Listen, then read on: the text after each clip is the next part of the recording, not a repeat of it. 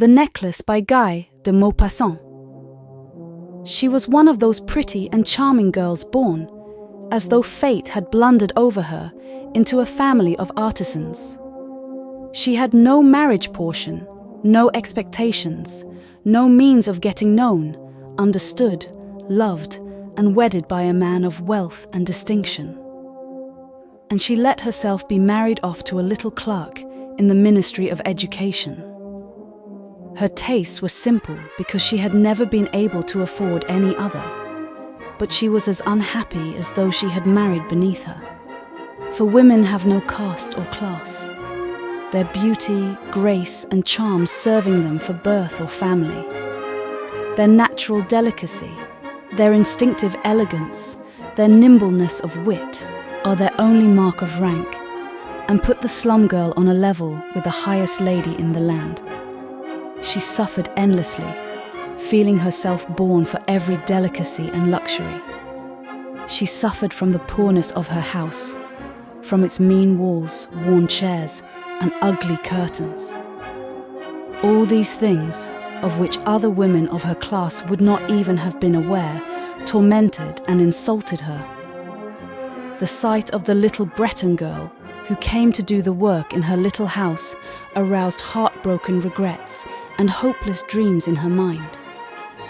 She imagined silent antechambers, heavy with oriental tapestries, lit by torches in lofty bronze sockets, with 2 tall footmen in knee breeches sleeping in large armchairs, overcome by the heavy warmth of the stove. She imagined vast saloons hung with antique silks, exquisite pieces of furniture supporting priceless ornaments, and small, charming perfumed rooms created just for little parties of intimate friends, men who were famous and sought after, whose homage roused every other woman's envious longings. When she sat down for dinner at the round table covered with a 3-days-old cloth, opposite her husband, who took the cover off the soup tureen, exclaiming delightedly, "Aha! Scotch broth! What could be better?"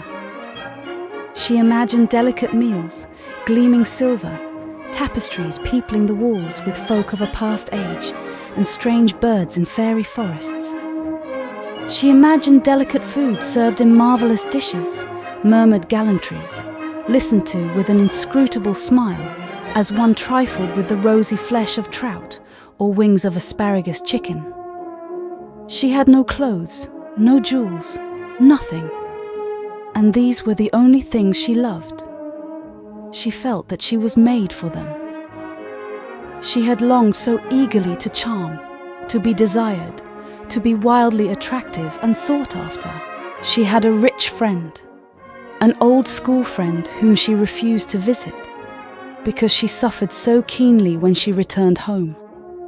She would weep whole days, with grief, regret, despair, and misery. One evening, her husband came home with an exultant air, holding a large envelope in his hand. "Here's something for you," he said. Swiftly she tore the paper and drew out a printed card on which were these words: "The Minister of Education and Madame Ramponneau request the pleasure of the company of Monsieur and Madame Loisel at the Ministry on the evening of Monday, January the 18th.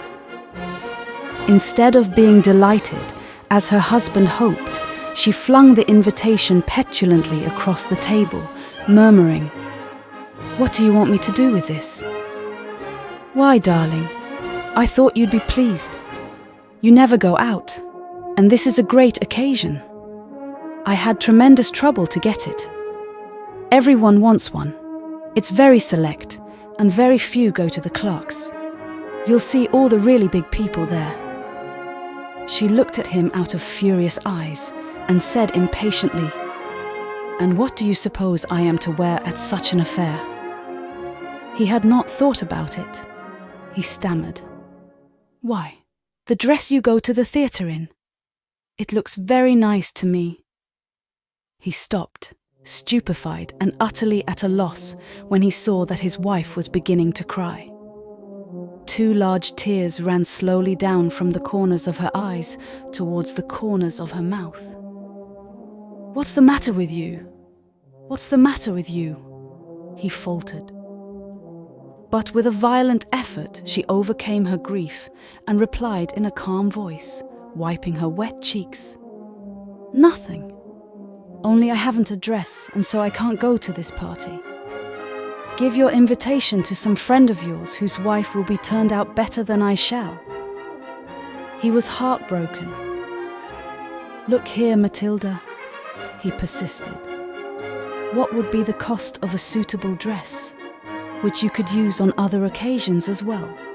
Something very simple." She thought for several seconds, reckoning up prices and also wondering for how large a sum she could ask, without bringing upon herself an immediate refusal and an exclamation of horror from the careful-minded clerk. At last she replied with some hesitation, "I don't know exactly, but I think I could do it on 400 francs. He grew slightly pale, for this was exactly the amount he had been saving for a gun, intending to get a little shooting next summer on the plain of Nanterre with some friends who went lark shooting there on Sundays. Nevertheless, he said, "Very well, I'll give you 400 francs, but try and get a really nice dress with the money." The day of the party drew near, and Madame Loisel seemed sad, uneasy and anxious. Her dress was ready, however. One evening her husband said to her, "What's the matter with you? You've been very odd for the last 3 days." "I'm utterly miserable at not having any jewels, not a single stone to wear," she replied. "I shall look absolutely no one. I would almost rather not go to the party." "Wear flowers," he said. "They're very smart at this time of the year. For 10 francs you could get 2 or 3 gorgeous roses." She was not convinced. "No, there's nothing so humiliating as looking poor in the middle of a lot of rich women." "How stupid you are," exclaimed her husband. "Go and see Madame Forestier and ask her to lend you some jewels. You know her quite well enough for that." She uttered a cry of delight. "That's true. I never thought of it." Next day she went to see her friend and told her trouble. Madame Forestier went to her dressing table, took up a large box, brought it to Madame Loisel, opened it and said, "Choose, my dear." First she saw some bracelets, then a pearl necklace, then a Venetian cross in gold and gems, of exquisite workmanship. She tried the effect of the jewels before the mirror, hesitating, unable to make up her mind to leave them, to give them up. She kept on asking, "Haven't you anything else?" "Yes. Look for yourself. I don't know what you would like best." Suddenly she discovered, in a black satin case, a superb diamond necklace. Her heart began to beat covetously. Her hands trembled as she lifted it. She fastened it round her neck, upon her high dress, and remained in ecstasy at sight of herself. Then, with hesitation, she asked in anguish, "Could you lend me this? Just this alone?" "Yes, of course." She flung herself on her friend's breast, embraced her frenziedly, and went away with her treasure.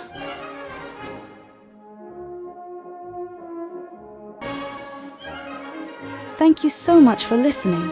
Be sweet and subscribe and like. And stay tuned for the next part. Bye-bye.